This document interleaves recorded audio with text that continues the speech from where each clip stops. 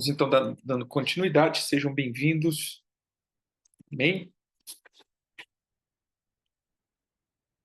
Ontem nós falamos acerca do verão, ou seja, a estação que nós estamos vivendo, o tempo que nós estamos vivendo nessa questão de estação. E eu quero compartilhar com vocês agora, dando início específico ao mês, o quinto mês desse calendário.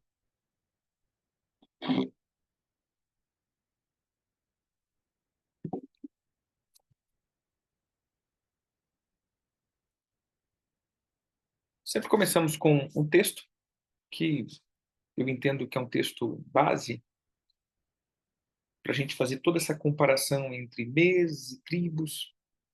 É um texto base, que é Números 2. Em Números 2, o Senhor agora está dando uma ordem de acampamento para que o povo pudesse marchar segundo uma ordem de acampamento. Ou seja, haveria agora uma ordenança que eles deveriam caminhar de uma maneira, e essa maneira seria uma maneira eficiente aí dentro desse processo. E o Senhor separa, então, as tribos em 4 partes. E nessas 4 partes, dividido em três tribos. Isso a gente começa a ver o governo que o Senhor vai estabelecendo acerca de uma visão anual, de um ciclo anual. Então nós vamos ver estação de primavera, verão, outono e inverno, e a gente vai ver também a estação, o ciclo, né, de cada 3 tribos linkado a isso. Em Números 2, ele diz assim: Disse o Senhor a Moisés e Arão: Os filhos de Israel se acamparão junto aos seus estandartes, segundo as insígnias da casa dos seus pais, ao redor da frente, a tenda da congregação se acamparão. Os que se acampam lá do oriental, veja que o Senhor, a gente coloca essa característica até dos meses e tudo, porque o Senhor deixa muito claro a determinação acerca de como é feito, ou os lados específicos. Então, não era só um acampamento, e não era só também um deslocamento. Ele deixa tudo organizado. Então, nós vamos ver do lado oriental, ou nascer do sol. Aí depois nós vamos ver que o Senhor está dizendo acerca do lado, tá? O estandarte de Rubens, segundo a sua árvore, está do lado sul.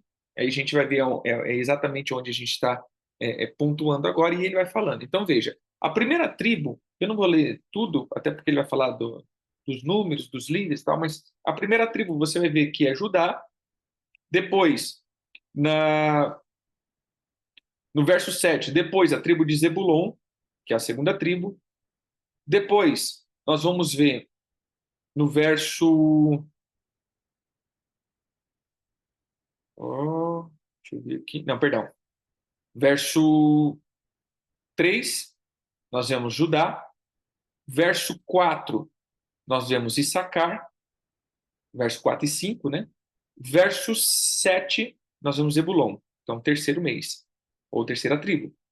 Depois, nós vamos ver que ele fala de Ruben, verso 10. Depois, nós vamos ver que ele fala de Simeão, verso 12. Então, nós entendemos que esse quinto mês, ele também está posicionado dentro da quinta tribo que se organizava dentro disso. Mas hoje eu quero falar só um pouco desse mês. Ele é conhecido como Av. O quinto mês, ele vem como mês de Av. Ele ganha esse nome, né? Ave. Por quê? Av, ele vem dessa origem pai, a palavra Abba, ou Av.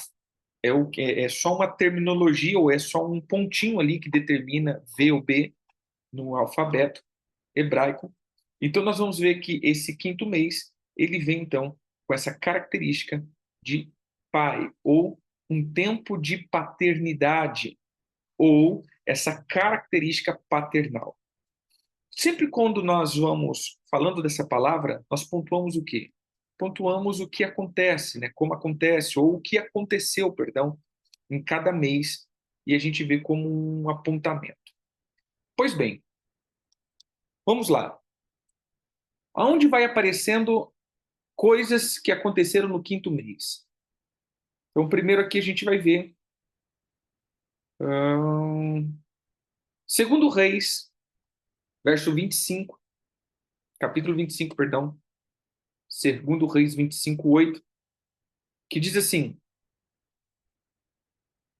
no 10º dia do quinto mês do ano do 19º, perdão, do 19º de Nabucodonosor, rei da Babilônia, Nebuzaradã, chefe da guarda e servidor do rei da Babilônia, veio a Jerusalém e queimou a casa do Senhor, a casa do rei, como também todas as casas de Jerusalém, e também entregou as chamas todos os edifícios importantes. Então, nós vamos ver aí uma questão que aconteceu no quinto mês. O que acontece no quinto mês? O Nabucodonosor, ele invade e, nessa invasão, ele coloca fogo no templo, no Palácio Real, em todos os edifícios importantes. Ele passa aí e coloca a destruição. Nós vamos ver em 1 Crônicas 27:8.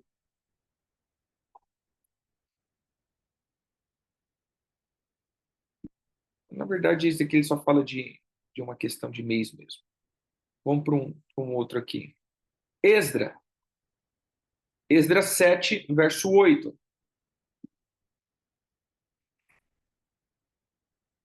Esdras 7, 8 diz: Esdras chega a Jerusalém no quinto mês, no 7º ano deste rei, pois no primeiro dia do primeiro mês partiu da Babilônia, e no primeiro dia do quinto mês chegou a Jerusalém, segundo a boa mão do Senhor sobre ele. Então veja só, olha que interessante. Em Reis aponta a destruição do templo. Quando nós vamos para o livro de Esdras, ele sai da Babilônia, porque ele pede a, a autorização para voltar para Jerusalém, para edificar e colocar em ordem. E aí a gente vê que ele sai no primeiro mês e chega no quinto mês. Então isso daqui é muito importante, porque veja que no quinto mês nós temos um apontamento de destruição da casa do Senhor, e no quinto mês nós temos também a ordenação de reconstrução da casa do Senhor. Então nós vamos entender que o quinto mês está ligado à casa do Senhor, ou seja, a casa do Senhor não como um prédio, mas a casa do Senhor como moradia, ou estabelecer, reconstruir ou destruir. Ou seja, a questão da habitação do Senhor em nós, porque nós hoje somos a casa do Senhor, somos a habitação do Senhor. Então nós vamos ver a destruição por causa da maldade, e a gente vê aí o exílio, e depois nós vamos ver a reconstrução, que também acontece no quinto mês. Então a gente vê o começo do exílio, começa no quinto mês, e o término do exílio, começa a reconstrução no quinto mês. Então veja, esse quinto mês ele já tem um apontamento de reconstruir aquilo que foi destruído. Ou seja, no mesmo ponto da destruição, consegue então ver a edificação. Vamos no verso 9, a gente já leu, né, do capítulo 7, verso 8 e 9. Depois nós vamos ver um apontamento aqui de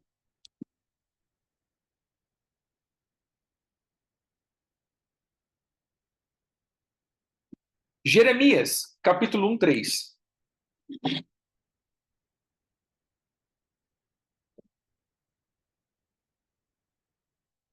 Jeremias, capítulo 1, eu vou ler do verso 1 em diante, diz assim: palavra de Jeremias, filho de Ilquias, um dos sacerdotes que estavam em Anatote, na terra de Benjamim. A ele veio a palavra do Senhor nos dias de Josias, filho de Amon e rei de Judá, no 13º ano do seu reinado, e também nos dias de Joaquim, filho de Joias, rei de Judá, até o fim do ano do 10º de Zedequias, filho de Josias, rei de Judá, e ainda ao 5º mês do exílio de Jerusalém. Ou seja, nós vamos ver que ele estava, o chamamento, olha que interessante, o chamamento de Jeremias começa no 5º mês. Olha a palavra do chamamento. Isso aqui é muito importante, queridos. Porque, veja só, esses dias eu estava até trazendo essa expressão para uma pessoa e falava exatamente isso. Qual é o grande problema? Que nós vemos Deus como como alguém que nos dá missão. Exemplo, eu estou aqui na minha base, é como que fosse aqui, eu estou aqui na minha loja. Aí eu fosse fazer entregas. Ó, vai lá, pega o produto aqui e entrega para o fulano de tal. Aí eu vou lá, entrego e volto para a origem, volto para a loja. Ah, agora você pega aqui e vai para outro lugar e entrega isso. Aí eu vou lá e entrego. Infelizmente, essa é a vida de muita gente. Eles estão sempre voltando para a base, ou sempre voltando a um começo. E eu não creio que a missão nossa é assim. Eu vejo que a nossa missão é no decorrer da nossa história. Exemplo, eu saio da minha base, que é o meu chamamento, e prossigo. E em cada momento da minha vida, eu não estou retornando para a origem ou para o zero.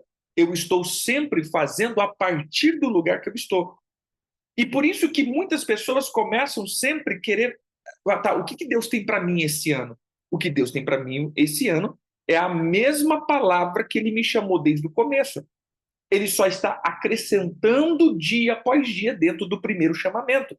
Qual foi o chamamento? Veja, todo profeta que nós vemos nas Escrituras, eles tiveram um chamamento. E esse chamamento percorreram a história dele todinha. Tudo aquilo que Deus falou após o primeiro chamado é aquilo que agrega o chamado. Então vamos lá, irmão, você está perdido? Você não sabe o que Deus te falou? Volta para o primeiro chamamento. Qual foi a primeira voz do Senhor para a tua vida? Ali está o teu chamamento. E depois disso daqui é só acréscimo. Veja só. O primeiro dia que eu, literalmente, o primeiro dia que eu pisei na igreja, que eu falei, vou congregar, né, eu tinha participado de um retiro de carnaval. Quer dizer, retiro de carnaval é bom, né? Um retiro no tempo de carnaval, parece que a gente estava pulando carnaval, né? É uma mania que a gente tem. Mas o retiro no tempo de carnaval. E depois eu fui para a igreja, decidi frequentar a igreja. Saí do retiro, decidi frequentar a igreja. Primeiro dia que eu piso, campanha de oração. Sim, primeiro dia no sentido literal, fui no domingo, falando assim, eu sou, quer dizer, na quinta, né? Sou membro, participei ali, aí fui agora como membro. Na segunda-feira tinha campanha de oração. Primeira coisa, ajoelhei, fui orar, não sabia o que fazer. Chegou uma irmã e disse: assim diz o Senhor te separa para as nações, para cuidar do meu povo. Você vai ser usado na obra do ministério. Ponto. Meu irmão, eu não preciso de outro chamamento. Eu já sei o que eu tenho que fazer. O Senhor me envia para me apacentar e cuidar do rebanho dele. Agora, todas as outras palavras são palavras que vão agregar a esse chamado original. O problema é que a gente fica assim, mas para que o Senhor quer me usar? Meu irmão, já está claro. Para cuidar do ministério. Acabou. A voz paterna já deu o alinhamento. Entende isso? O problema é que nós muitas vezes ficamos sapateando em volta de algo que já foi falado. Já foi falado, já foi explicado, já foi dado o direcionamento. Esse é o meu chamamento. Então, olha só, voltando para aqui. Jeremias, ele tem um chamamento. No 5º mês, o chamado dele começa a operar. Qual foi a palavra? Verso 4. A mim me veio Pois a palavra do Senhor dizendo: antes que eu te formasse no ventre materno, eu te conheci. E antes que saíste da madre, te consagrei e te constituí profeta das nações. Ponto. Precisa de mais alguma coisa para Jeremias? O Senhor precisa falar mais alguma coisa para Jeremias? Não. Agora, é interessante a vida de Jeremias, irmãos, porque Jeremias é até considerado como o profeta chorão. Por quê? Chega um momento que ele diz o seguinte: Senhor, o Senhor me iludiu. O Senhor me iludiu, porque o Senhor falou para mim profetizar para esse povo, mas eu falo A, o povo me bate, eu falo B, o povo me bate, eu falo C, eu sou preso. Ou seja, o Senhor me iludiu, meu irmão. Eu fui enganado pelo Senhor. Esse negócio não está certo, não. Mas uma coisa que nós não percebemos, e aqui eu trago agora um contexto de batalha espiritual, uma das coisas que não percebemos, que existia um sacerdote chamado Pazur, e esse Pazur, ele tem a mesma característica de uma entidade chamada Pazuzu. O que é essa entidade? É uma entidade que fere as pessoas com Deus. Ele faz com que ficamos feridos com Deus. E se eu fico ferido com Deus, eu passo a fazer que nem Jeremias. Eu fui iludido. O meu ministério. Porque o Senhor falou e não está cumprindo. Porque isso. Porque aquilo. Porque o meu chamado. Então, eu vejo muitas pessoas com as suas pernas e pés feridos com o Senhor. Você entendeu? Eles estão feridos com Deus. Mas eu volto a dizer de novo, meu irmão, basta uma palavra do Senhor para a tua vida. Esse é o alinhamento. Aquilo que o Senhor te deu no começo, todas as outras coisas acrescentarão no teu chamado. Mas se eu permitir que eu me fira com o Senhor, o chamado já não vai fazer mais sentido. E a voz não vai fazer mais sentido. E aí eu passo a fazer o quê? Eu passo agora a estar totalmente ferido na minha caminhada, coisa que aconteceu. Veja só, irmão. Olha a palavra de começo desse homem. Eu te escolhi no ventre da tua mãe, e no ventre da tua mãe te chamei para ser profeta das nações. Verso 7, 6. Então lhe disse eu: Senhor Deus meu, eis que não sei falar, porque não passo de uma criança.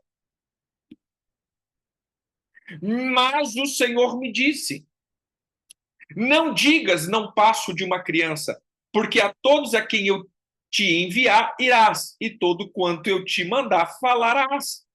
Não tema diante deles, porque eu sou contigo para te livrar, diz o Senhor. Depois estendeu o Senhor a mão, tocou-me na boca, e o Senhor me disse: eis que ponho na tua boca as minhas palavras. Olhe que hoje te constituo sobre as nações e sobre os reinos, para arrancares e derribares, para destruíres e arruinares, e também para edificar e para plantares. Então, ponto. O que precisamos entender dentro disso? No quinto mês, o Senhor, a palavra do mês, o Senhor, então, também é Jeremias 1. O Senhor, ele traz um apontamento e o Senhor traz uma palavra. E é interessante que no quinto mês nós vamos ver, então, o mês de pai. Jeremias, em algum momento, ele se frustra e olhe para esse tempo. Você já vê que Jeremias ele é meio quebrado na paternidade. Porque, irmãos, a gente viu algumas pessoas desse jeito, que tiveram o mesmo problema. Por exemplo, Moisés. O Senhor dizia: vai, eu vou ser contigo. Senhor, eu também não sei falar. Senhor, Senhor. Envia outro, Senhor. Senhor. Então, essa timidez, esse medo, já demonstra muito um caráter, uma alma quebrada. Uma alma quebrada principalmente na paternidade. Uma alma que foi quebrada na paternidade não tem segurança e não se sente seguro. E por isso ele está sempre: Senhor, mas será que eu vou dar conta? Senhor, será que vai dar certo?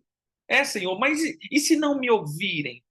Senhor, mas e se as pessoas não me aceitarem? Veja que essa questão de aceitação, ela é muito comum para quem foi quebrado na paternidade. E se não me aceitarem? O Senhor não está pedindo para você ser aceito, o Senhor está pedindo para você fazer. A aceitação ou não aceitação é problema dele, não teu. E se as pessoas vão aceitar ou não, não é problema teu, é problema das pessoas que vão aceitar ou não. Não é um modo desleixado que eu não quero nem saber, mas é um modo que eu tenho que entender. Eu fui chamado para fazer isso. E ao longo do tempo que eu estou fazendo isso, o Senhor me dará essa graça para executar a missão. Mas a missão é dele e não minha. Então, se as pessoas, como diz Jesus, se as pessoas rejeitam quem me chamou, ou me rejeita, rejeita quem me chamou. Lembra que Jesus diz? Se vocês aceitam o filho, aceita quem enviou o filho, que é o pai. Mas se vocês rejeitam o filho, vocês também rejeitam quem enviou, que é o pai. Então, como que eu agrado o pai? Aceitando o filho. Você entendeu? E como que eu recuso o pai? Rejeitando o filho. Então, esse tempo é um tempo de paternidade. Vamos para outro texto.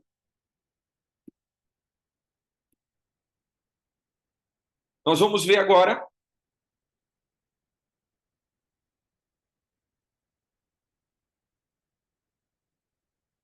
é, Ezequiel.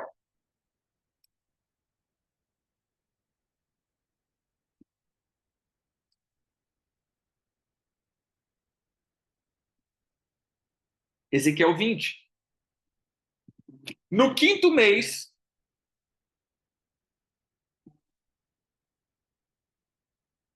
no quinto mês do sétimo ano, ao 10 dias do mês, vieram alguns dos anciões de Israel para consultar o Senhor e assentaram-se diante de mim.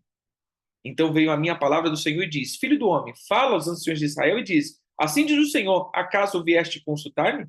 Tão certo como eu vivo, diz o Senhor, vós não me consultareis. Então aqui a gente vai ver uma palavra de correção.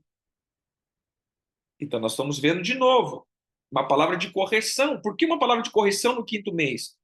Porque o povo estava desviado e o Senhor traz luz àquilo que estava no coração do povo, a idolatria no coração do povo, o pecado do coração do povo, a desobediência do coração do povo. E por último, não, esse aqui mesmo. Não, deixa eu ver se tem mais um texto aqui. Tem mais um texto. Nós vamos ver em Zacarias 7. Agora o Senhor dizendo, Zacarias 7, dizendo assim, verso 1. No quarto ano do rei Dário veio a palavra do Senhor a Zacarias no dia quarto do nono mês. Não, perdão, quer dizer que é nono mês. Zacarias. Ah, não. Vamos lendo. Quando de Betel foram enviados Sarezer e Regem Maleque e os seus homens para suplicarem o favor do Senhor. Perguntaram os sacerdotes: que estavam na casa do Senhor dos Exércitos e os profetas: consultaremos nós, continuaremos nós a chorar com jejum no quinto mês, como tem feitos por todos os anos? Por que o jejum do quinto mês? Porque quinto mês foi quando foi destruído a casa do Senhor. Então, o quinto mês foi um tempo de muita tristeza, mas o Senhor promete que agora no quarto mês, no quinto mês, seriam tempos de alegria. Pois bem, irmãos, então olhando para esse ponto, olhando para essa passagem, essa figura que nós estamos estabelecendo, ou seja, esse entendimento, nós vamos ver o seguinte: no quinto mês, nós vamos ver a edificação da casa ou destruição da casa. Palavra alinhando o meu chamado, ou eu me alinhando à palavra original, ou eu sendo tirado disso, ou esquivado desse propósito pelas muitas confusões do nosso coração. Mas o fato de tudo isso, e aonde eu entro agora, é o fato da figura do Pai na minha vida. Irmãos, eu não quero dar nem aqui nenhum, como que eu posso dizer, nenhuma Nenhuma teologia, seja calvinista ou arminianista, até porque eu vejo que não precisamos ter uma linha de posição, se eu sou calvinista, arminianista ou isso ou aquilo. Eu tenho que ir para a Bíblia e entender aquilo que a Bíblia está me dizendo. Eu acho que nem Calvino era calvinista e nem arminiano era arminianista. Na verdade, eles interpretavam as escrituras. Agora, veja só, há um ponto que eu tenho visto nessa geração. Agora eu digo como pastor que tem apacentado há uma temporada. Qual o problema que eu tenho visto dessa geração? A figura de Deus não está sendo clara na cabeça das pessoas. As pessoas não estão conseguindo ver Deus como deve ser visto. E, na verdade, como um processo cultural, nós temos transferido a Deus responsabilidades que não pertencem a Deus, ou atribuído a Deus coisas que não é de Deus. E eu te explico um pouco melhor. Há um texto que o Senhor diz: de que se queixa o homem a não ser dos seus próprios problemas? Deus fez o homem perfeito, mas ele se enfiou em diversas enroscadas ou problemas. Irmãos, de que nós nos queixamos? A não ser das nossas desobediências que geram consequências. De que reclamamos, a não ser da nossa falta de compromisso ou de comprometimento com a verdade da palavra, com os princípios, e aí então sofremos consequências disso. O Senhor nos fez completamente perfeito. Vamos lá, irmãos. Hoje eu quero definir um pouco dessa figura de paternidade e, quem sabe, um pouco da figura de chamado. Veja só. Observe essa figura, né? Observe Deus nesse sentido.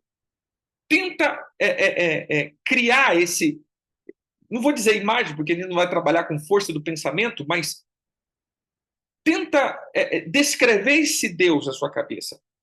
Qual que é o problema disso tudo? Ou onde está a nossa confusão? A nossa confusão está aonde transferimos para Deus todas as responsabilidades das coisas que não deram certo na nossa vida.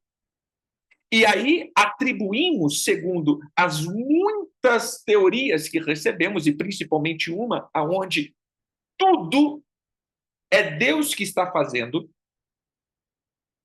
Veja só, isso digo eu, cada irmão é livre, né, com os seus pensamentos teológicos, mas isso daqui atribuo eu. É como que Deus estivesse em tudo fazendo por todos. Ou seja, tudo que acontece é Deus quem fez.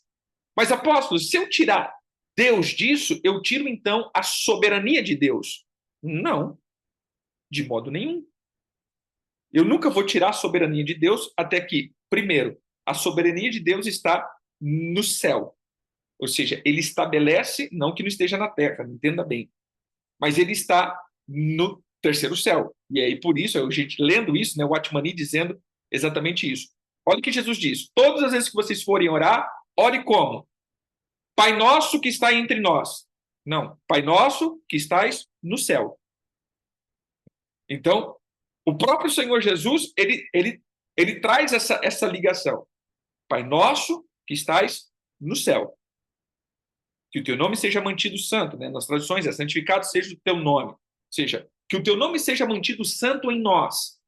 Que esse nome que é santo e continua sempre sendo santo, o nome de Deus nunca será profano, mas em nós podemos profanar esse nome.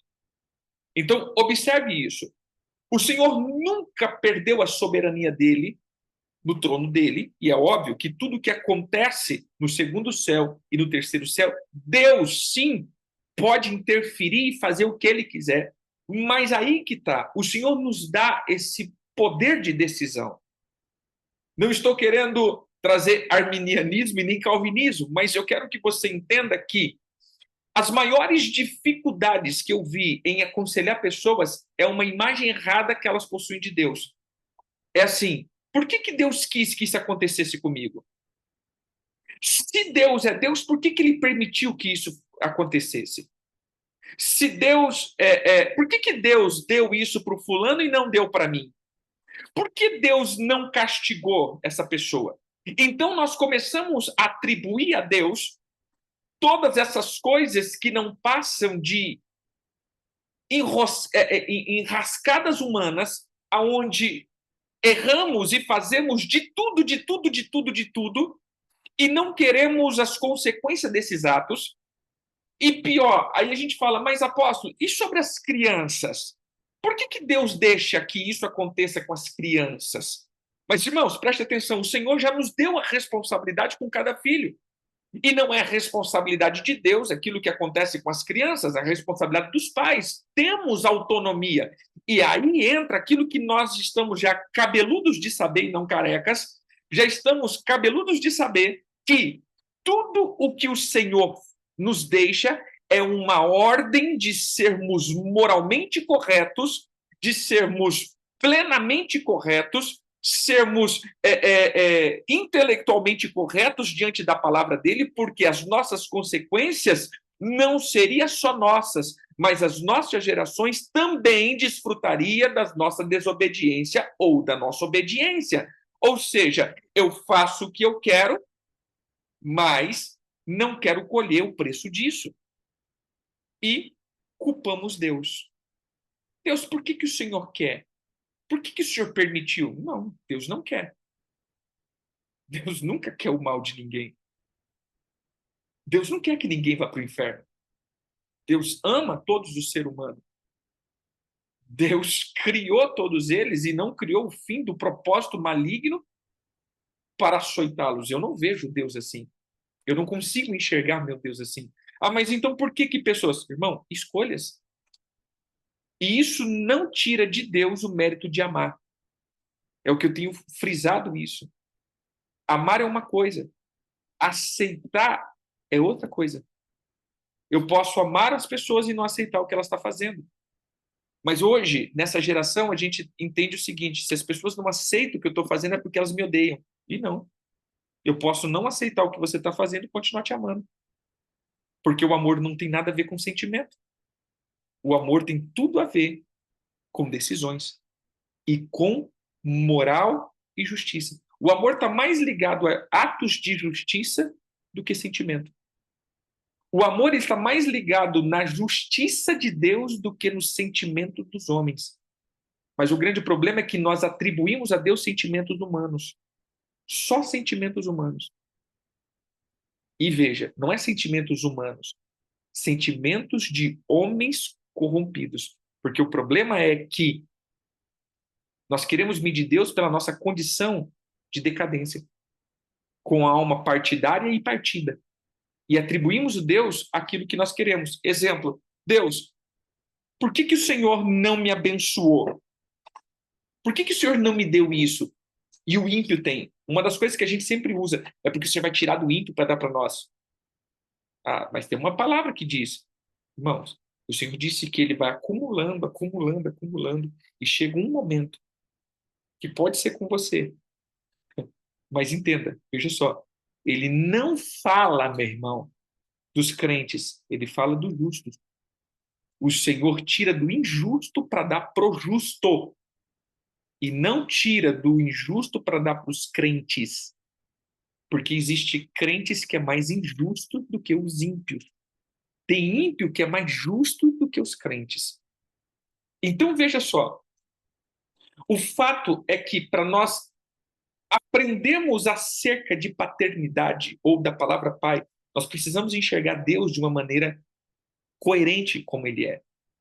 Primeiro fato é que Deus está sobre todas as coisas e governa todas as coisas, mas a consequência dos meus atos, Deus não vai tirar.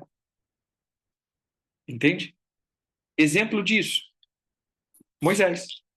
Um homem amado pelo Senhor de uma forma tão extraordinária, a ponto que ninguém na terra, tirando Jesus, teve uma experiência que Moisés teve.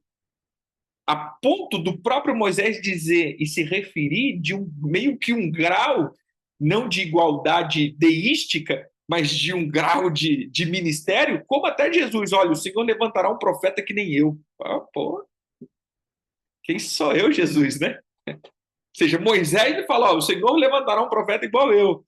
Então, veja só, mas Moisés ele chega em um momento e simplesmente chega num momento aonde ele se estressa por uma coisa que Deus já tinha falado para ele fazer, sai da frente, que eu vou começar um novo povo. Moisés quis dar de super-herói, feriu a pedra, a rocha que era Cristo, e ele perdeu a promessa.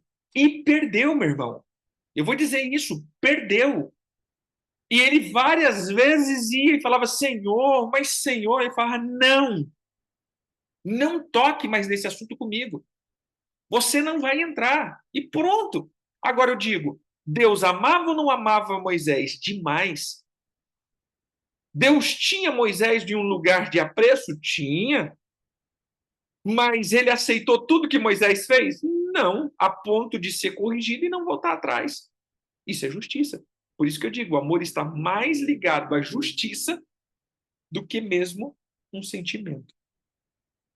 Então entenda, mas por que eu estou passando isso? Irmão, não tem nada a ver com Deus.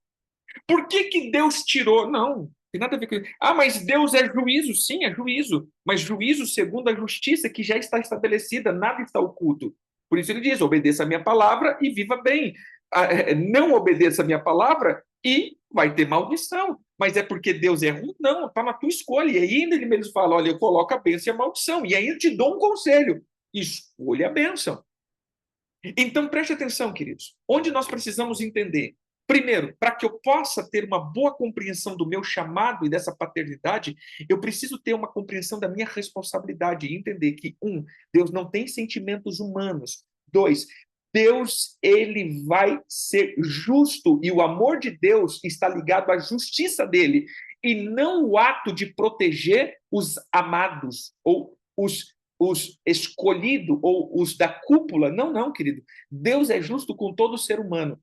Deus ama todo ser humano, mas tem ser humano que vai obedecer e chegar próximo dele. Esses, é óbvio que terão mais. Os outros que estão distantes, é óbvio que ficarão com menos, mas não é de Deus a culpa, é sim do ser humano que se afasta ou se aproxima.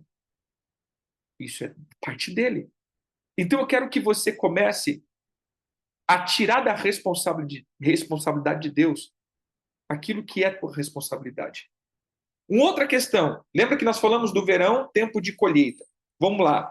Questões econômicas. Por que Deus dá para o ímpio e o ímpio prospera e o justo não? Irmãos, porque muitas vezes o ímpio estuda, se capacita. O ímpio, meu irmão, o ímpio batalha. E o justo? Não, a gente fica no sofá orando. Esse é o problema. A gente fica orando. Se é bom, meia boca. Você faz bem o quê? Nada. Tiquinho. É um tiquinho. É um tiquinho de cada coisa. Então veja só, irmãos. Texto bíblico onde eu me apego nisso. Moisés não. Daniel. No tempo do exílio, olha o que o rei fala: traga para mim jovens sábios, bonitos, de boa aparência, e que saiba viver na casa do rei. Entendeu? Saiba se portar diante do rei. Vamos lá. Todo mundo foi para a casa real? Não, de jeito nenhum. Foi culpa de Deus? Vamos lá. No tempo do exílio, os doentes e incapazes ficou em Jerusalém passando fome. Os que conseguiam trabalhar foi ser escravo na Babilônia, serviço forçado. Mas teve um povo que foi para a casa do rei. Era exílio, era punição, ou seja, tempo de juízo. Um estava passando fome, os doentes e incapacitados. Outro estava trabalhando como escravo na Babilônia. E outros estavam servindo na casa do rei com comida e com muitas coisas boas. Tá, Deus quis que uns fossem e outros não? Não. Foi capacidade de cada um. E é muito claro isso. Quando ele fala a questão, por exemplo, dos talentos, ele deu um talento para um, dois para outro e cinco para outro. Ele deu porque ele gostava mais de um e puxou, vou usar o termo, puxou saco para um? Não. O Senhor deu segundo a capacidade de cada um. Então, quando nós vamos entendendo a minha capacitação, aquilo que eu sou capaz, ou aquilo que eu crio uma capacidade de fazer, e nisso que eu sou capaz de fazer, eu acabo então sendo bem-sucedido nisso. O que eu não sou capaz ou não estou capacitado de fazer, eu vou ser limitado e Deus me usará segundo a minha capacitação ou a minha limitação. Então eu quero parar aqui hoje para que você entenda. E amanhã eu continuo nessa mesma toada, que aí a gente vai para chamado. Nem? Então veja, queridos, o Senhor não tem culpa das mazelas que acontecem na minha vida. Pode ser as minhas más escolhas ou pode ser as escolhas erradas da minha família. Exemplo, às vezes você era para ter muitas heranças, mas uma geração lá atrás gastou tudo ou fez coisas erradas. Deus tem culpa disso? Não. Aí vem a nossa responsabilidade e a tua responsabilidade de fazer as coisas coerente, porque a coerência, a justiça, a bondade e a retidão não só te abençoa muitas gerações para frente. Nós não somos responsáveis só por nós, nós somos responsáveis por nós e por uma geração que virá de nós, seja física ou espiritual. Bem? Que hoje você possa pensar um pouco naquilo que você possa estar atribuindo a Deus, que na verdade, de que se queixa o homem, a não ser dos seus próprios problemas. Deus fez tudo perfeito, mas o homem se enfiou em diversas confusões. Amém? Que o Senhor te dê saída e o Senhor te faça ter saída para todas as confusões que entramos no meio do caminho. Pai, eu quero orar pelos teus filhos e pedimos ao Senhor a tua misericórdia sobre cada um dos teus filhos. Pedimos hoje, Senhor, traga luz sobre os nossos irmãos. E pedimos perdão ao Senhor por atribuir ao Senhor tanta coisa que é culpa nossa, mas como fazendo parte dessa geração, que é uma geração que se esquiva das suas responsabilidades. Pedimos perdão ao Senhor. Consagramos, Senhor, todas as ofertas que têm sido colocadas, todos os teus filhos que estão colocando, Senhor, no decorrer desse tempo, e estão colocando, Senhor, as suas ofertas nos altares das suas igrejas, pastores e líderes. Nós abençoamos e proclamamos ativado a economia desse mês. Mas eu peço que o Senhor possa alinhar a tua voz diretiva em cada um dos teus filhos, em nome de Jesus. Amém e amém. Deus abençoe, queridos.